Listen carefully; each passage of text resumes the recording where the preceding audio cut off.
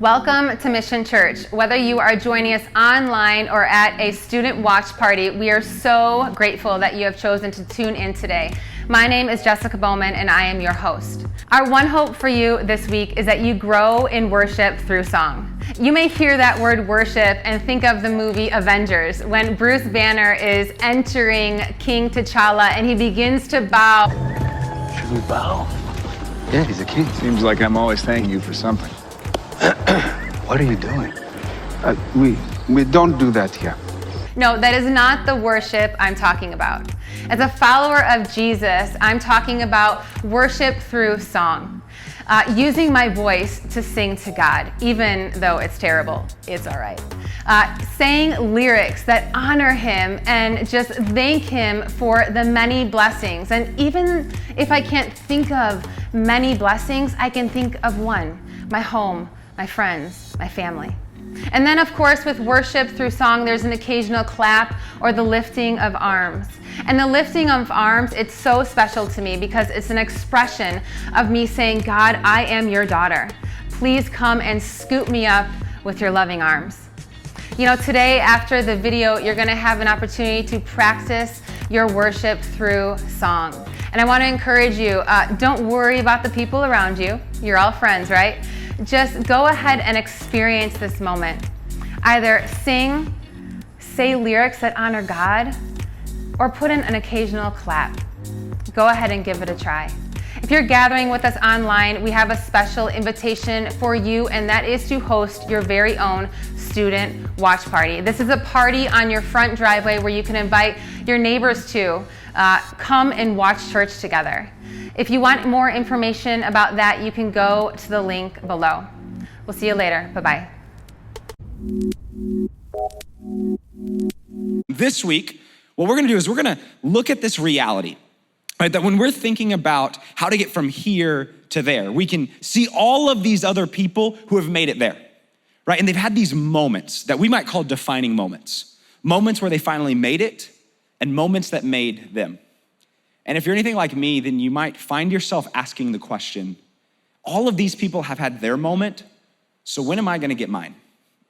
Right, we look at these people, for example, Tom Holland, who is Spider-Man in the Marvel Universe, right? The thing about Tom Holland is before he became Spider-Man, nobody knew who he was, right? But then he got cast as Spider-Man, and that was a defining moment for him.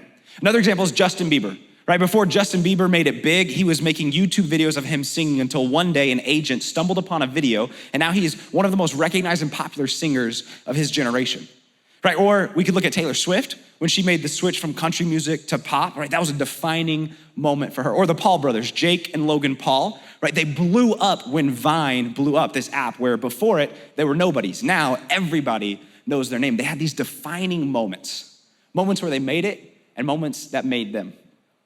And we're waiting for ours to finally show up. We're waiting for ourselves to have that moment, right? The moment where people finally notice us, right? When we get TikTok famous. Right, when we make the starting team for whatever sport we're trying out for. The moment where that person finally says yes to going on a date with us. That moment where we know we're gonna have it and then it's gonna make us and we're gonna finally have what we're looking for. Those defining moments. Here's the problem, is that all of those people that we look at and they have what we want, those defining moments we see were never a single standalone moment.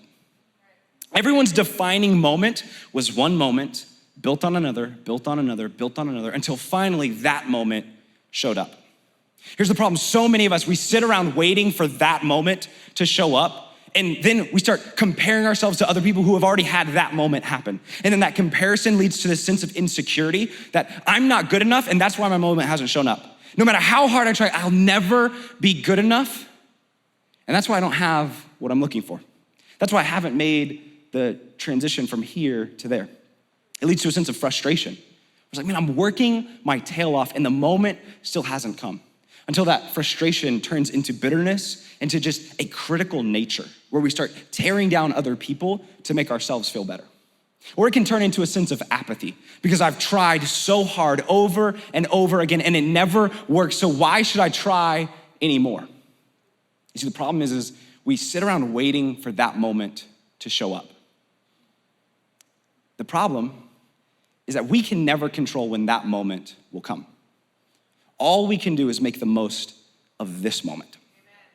We can never control when that moment will show up. All we can do is make the most of this moment right here. And here's what's beautiful is that wisdom makes the most of every moment, because every moment is a defining moment, because every moment demonstrates who you are today and defines who you will become tomorrow. Here's what we learned. We learned that the life that we want tomorrow is built on the choices we make today. And if we want to make it there someday, if we want to have that defining moment, then we have to have the wisdom to make the most of this moment, because we can never control when that moment will show up.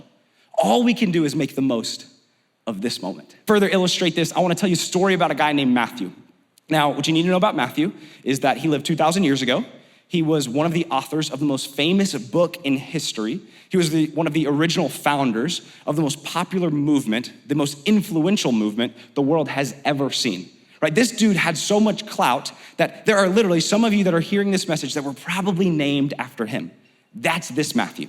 He was one of Jesus's early followers, and he wrote a portion of the Bible that we call the Gospel according to Matthew. And what I love is when we're looking at this story, what we're gonna see is we're gonna see a defining moment for Matthew. We're gonna see a moment where he encounters Jesus.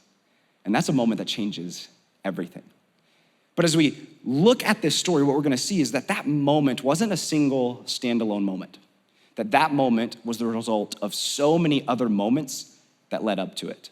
That was a moment that demonstrated who he was then and defined who he would become in the future.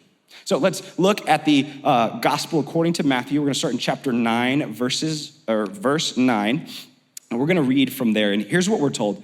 We're told that Jesus was walking along, and as he was, he saw a man named Matthew sitting at his tax collector's booth. Now, let's stop there. Matthew was sitting at his tax collector's booth. Here's the deal. He didn't just randomly show up there. He was sitting at this booth because that was his job. He was a tax collector. What's important to know about tax collectors in this day is that nobody liked them. Tax collectors were considered scum because the way that they made their profit was by ripping off the people that they were collecting taxes from. And so people who were tax collectors were often despised by their friends, their family, and their neighbors because they made their money by ripping off their friends, their family, and their neighbors. So there were a lot of moments that led up to Matthew choosing the career of a tax collector. There were a lot of moments that led up to Matthew sitting here at this tax collector's booth. And then what we're told is that Jesus says to him, "Follow me and be my disciple." Follow me and be my disciple. This is a defining moment for Matthew. And what's interesting is Matthew, what we're told, is he gets up and he follows Jesus. So this is a guy who has a career, he's probably making a good living, nobody likes him, and then some dude named Jesus that he's only heard stories about at this point shows up and says, "Hey, come follow me and be my disciple." Right? There is no evidence that's gonna say that Jesus is gonna take him to a better place. Like, he doesn't know any of that stuff yet because it hasn't been written. The story hasn't been written. Matthew hasn't written it yet. But as we're looking at this, here's what Matthew did. He got up and he followed him. Why? Because anything is better than being a tax collector. What's interesting though is we're told that after Matthew followed him later, he invited Jesus and his disciples to his home as dinner guests, along with many tax collectors and other disreputable sinners. So Jesus goes to Matthew's house and he is along with a bunch of other sinners and people that you don't wanna hang out with. Those are the people that are hanging out. Then the Pharisees, they see this. These are the religious leaders of the time. And they ask Jesus' disciples, "Hey, why does your teacher eat with such scum?" They're talking about Matthew. They're talking about Matthew's friends. Matthew, a dude who got up, left his career to follow Jesus, is now being called scum at his own house at this party that he's throwing to help bring other people to Jesus. And this is the defining moment, because in this moment, Matthew's gonna find out, is Jesus really who people tell me that he is? Are the stories true? How Jesus responds to this accusation, calling these people scum, is gonna change everything for Matthew. And so, here's what Jesus says. He says, healthy people don't need a doctor. Sick people do. Then he says, now go and learn the meaning of this scripture. I want you to show mercy, not offer sacrifices.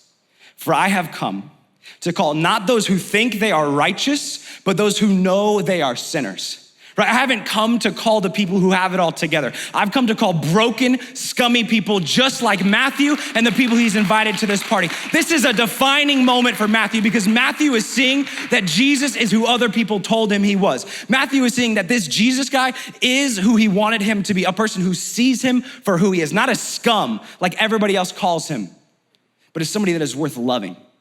There's somebody that is worth knowing. That is somebody that is worth living and investing in and inviting to be a part of Jesus's movement. Matthew is sitting here with Jesus and he sees Jesus say, here's the deal. I didn't come for self-proclaimed saints. I came for self-aware sinners. I came for people like Matthew. I came for people like me. Jesus came for people like you. People who are hurting, who are lost, and are simply looking for hope. This is a defining moment for Matthew. What's interesting is after this moment, Jesus has so many more of these incredible moments that Matthew writes down in this gospel according to Matthew. And we know about this moment because it had such an impact on Matthew's life that he said, I need to write this down because there are gonna be people 2,000 years later that need to hear this story, that Jesus comes for people just like me and just like you. He's not coming for the people who have it all together, but the people that are broken and searching for hope. I'm gonna write this story down because this is a defining moment for me. That's what I love about Jesus is every time you have an interaction with Jesus, it's a defining moment. It demonstrates who you are today, and it defines who you'll become tomorrow. So how do you get from where you are today to where you want to be tomorrow? As you look around, you see all of these people who have had these defining moments, and you're waiting for your moment to show up. What do you do then? You have the wisdom to make the most of every moment, because this moment is your moment. This moment is a defining moment for you. This moment right here will shape who you become tomorrow. So how do you make the most of every moment? How do you do that? How do you have the wisdom to make this moment count? You ready for it? 3 things. First, you gotta stop, then you gotta drop, and then you gotta roll. Come on, somebody. You stop, drop, and roll. Let me explain. So first, you stop what you're doing, you pause, and you simply take a breath. Then you drop whatever's going on, and you could literally or figuratively, depending on the context, you drop to your knees and you ask God, help me to have the wisdom to make the most of this decision, to make the most of this moment. Or maybe you're not a Christian and this prayer thing, you don't really get it. Here's what I would tell you to do. Stop, take a breath, drop what you're doing and ask the question, what would a wise person do? In this situation, what would a wise person do? And if you ask that question, I'm telling you right now, it's gonna help you make a better decision than if you don't. And for those of you who are Christians, if you pray and ask God for him to give you wisdom to make the most of this moment, then he will absolutely give it to you. So first you stop, you take a breath, then you drop and you pray and ask God to help you make the most of this moment. And then finally you roll. You roll on with the rest of your day, doing the best you can to make the most of every moment because you know that wisdom makes the most of every moment because every moment is a defining moment. It demonstrates who you are today and it defines who you'll become tomorrow. And what we know is that in order to get the life we want tomorrow, we have to make wise choices today. Thank you for joining us. Now here's your opportunity to grow in worship through song. We're gonna go ahead and play a song right now on the screen. Feel free to sit, to stand, to walk around, do whatever you feel is most comfortable to you. We hope you enjoy worshiping through song. Take care. Bye-bye.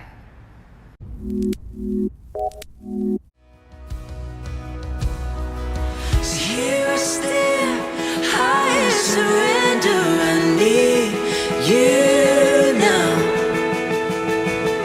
Hold my heart, now and forever, my soul cries out.